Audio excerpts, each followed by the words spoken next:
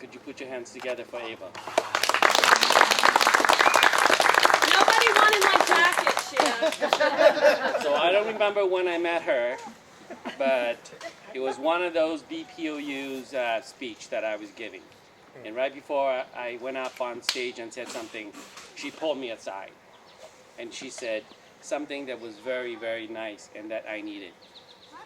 And she said, remember that you are speaking for God. That God is with you. Right on. Right on. That's why I'm here. That's why I'm here. I'm a lucky one. Is America not the most beautiful country on earth? Yes. You know, I dream of having a backyard like this. Right? And because I'm running, I actually get to experience it. So, Sasha, thank you. That's right. Thank you. You live the American dream. What's beautiful of this, America, is that we are safe here. No one is burning us down. No one's going to come out and shoot us. Right? You can enjoy this place. It's yours. No one's going to come tomorrow and goes, you know what? I want your store. I want this. I want that. And they burn it and they take it away. That's why America is the most beautiful and the envy of the world. Now, a little bit about me. Yesterday I was a refugee. About half a century ago, my parents went into the jungle of Laos and cleared an airfield. They did that with all of the villagers because 3 angels instructed my dad in his dream. It's a true story. They tell us all the time. And I asked my dad, I said, why did you go out? He goes, they were so insistent. There was 3 of them. They dressed up in this long robe like Jedi. And he said, they told me that I've got to go and clear the field. So I asked him why. And they told me this. They said, if you go and clear that field, and after you're done with that, you will put a pole and a white cloth or something on it. In about a couple of weeks, the most powerful nation on earth will land on it. My dad's like, oh, I guess. I mean, you know, who's the most powerful nation? We didn't know anything about America then. Okay? We've never seen an airplane. We don't have TV, no radio. You know, we're out in the jungle. And so my dad did that. And 2 weeks later, a helicopter with Americans land on top of that flag. And out of that airport became a CIA base. And that thousands of monks and enlisted soldiers like my dad would join the American forces.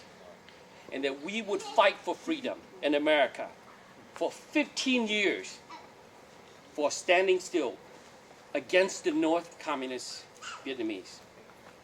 And in that conflict, we would lose 30% of our population. So we understand something that about freedom is not free. Yes. We understand something about the, paying the ultimate price, and that we need to treasure freedom. The freedom that we have today. My story is that we need to treasure today what we have here today. Because we lost so much for it. And we lost and died for America when we didn't even know what American stood for, except an instruction from the Creator and God Himself, saying that you need to help America, you need to fight for America. And all that sacrifice that we made did not go in vain. For the last 40 years, once we arrived here as refugees, oh, by the way, in order to come to America, they have to check to make sure that my dad fought for America. But he did pass the test. And so here I am, right? Thank you. My father thinks fast, but his spirit is with me all the time. That's right. So for the last 40 years, we have worked hard in America. And because of America, we're able to get the education that we need, and that now we have achieved the American dream. Right? Never thought about a refugee boy who would go to America, become an attorney, get married the love of his life, have 4 beautiful children, and a thriving, practicing attorney who have worked at all levels of government. All of that is possible because of America. That's what I'm running.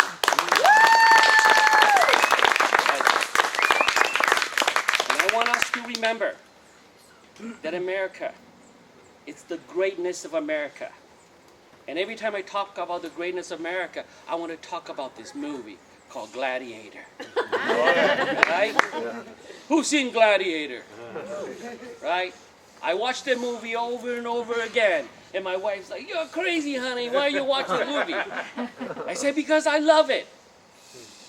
I love it because Commodus, when he took his father's life and he became Caesar, he did not know why so many Romans would die for Rome. He wanted to do something great, but he was too busy playing. His father was out there fighting a war. And his sister gave him the answer. He said, "Do you know, Commodus, do you know why, so many people, like, the gladiator himself, Maximus, would die for Rome? So many soldiers would die for Rome." And Commodus goes, "Well, I don't know. Why? Tell me." I'm making it longer than in the movie, okay? I'm trying to make a point. I'm trying to make a point. She said, "The greatness of Rome." And he said, "What is that?" She said, "It's an idea. An idea of the greatness of Rome.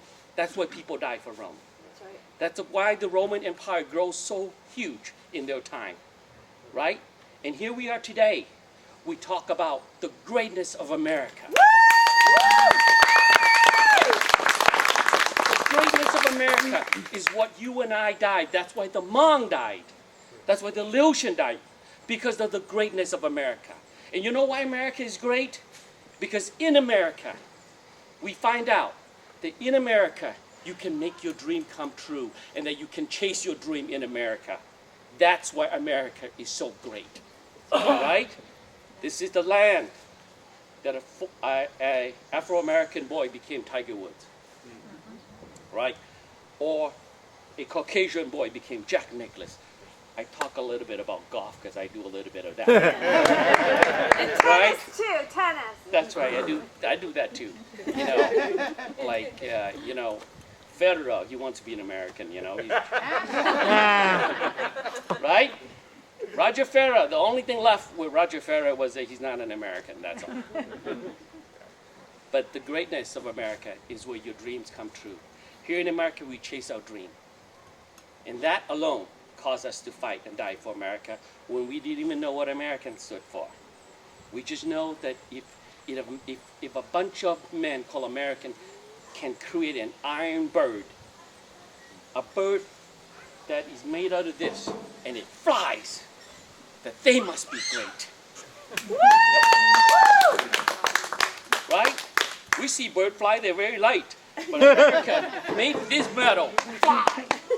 You got to be happy My to be dad said that American. all the time to me. Remember that they made this fly. You chase them, you follow them. That's why we fought for America and we came here. So the greatest America is wonderful. But here in America, what allow us to maintain our greatness? Now, nobody taught me this, so this is something that I learned and I want to preach. This is my platform, why I'm running. That here in America, we believe in competition. That's right. Yes. It is competition that gives us the best Minnesota Vikings, so they never win the Super Bowl yet. Right? I kept for 40 years, and I get mad every time by the end of the season. But I'm not giving up on the Vikings. It's our year, Right? It's our year. Right. I'm like, just that one quarterback, maybe that running back, we're going to win. Right? And we watch it again. They fool us every year. Yes. But we respect football and we respect the best team. Why? because of competition. Not just any type of competition. It's not cheating, right? Where you can trick people or maybe pay people off. No. In football, you have plenty of referees to make sure that everybody play by the rule, that it's a fair competition. And when you win in fair competition, you get the respect of the world. That's why when the Super Bowl, whoever wins the Super Bowl, we respect them because of all the referees out there, right? And we can use that competition and fair competition on anything that you want to talk about.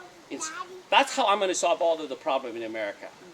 You know what's happening with our health care, why the premium is so high? We got rid of competition. That's right. Yeah. Right? And hey, our officer, police officer, don't throw them away like the Vikings, right? We haven't given up on Vikings, we should not give up on our police officer. Do not defund the police officer, okay? We're going to make our officer better.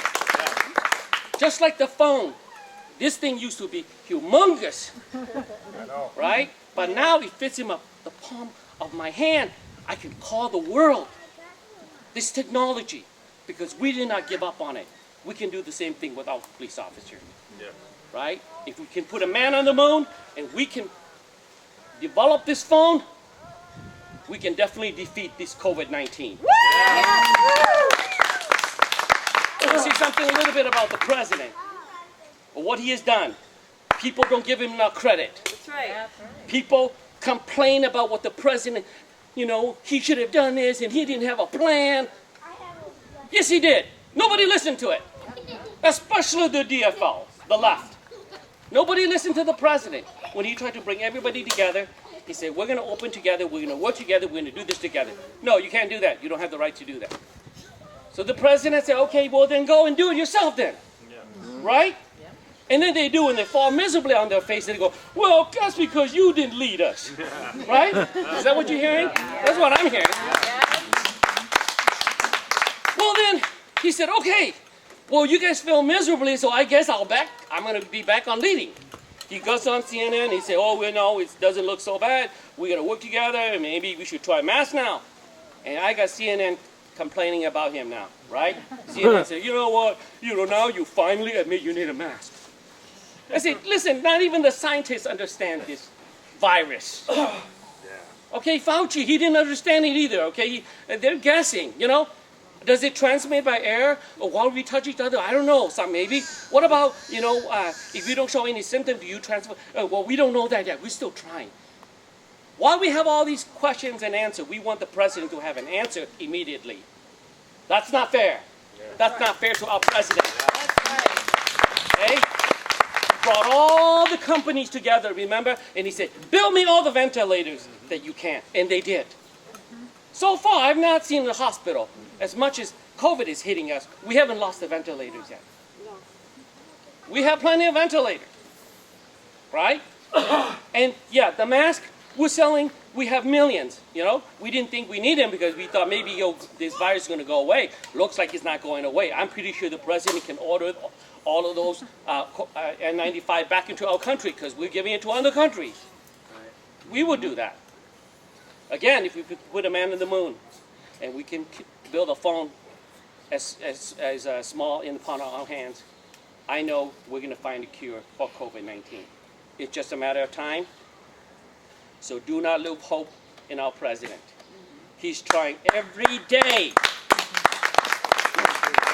A lot of people told me, if you run for, put this on national news. A lot of people told me, don't support President Trump.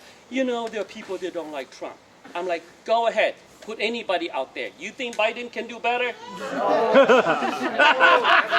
Right? Put this guy out there. I'll have a plan. I'll have a plan. No, right now, I want you to do. What have you done? You're already running for office. I want you to come up with a plan. What's your plan, Biden? Have you assembled people to create the ventilators?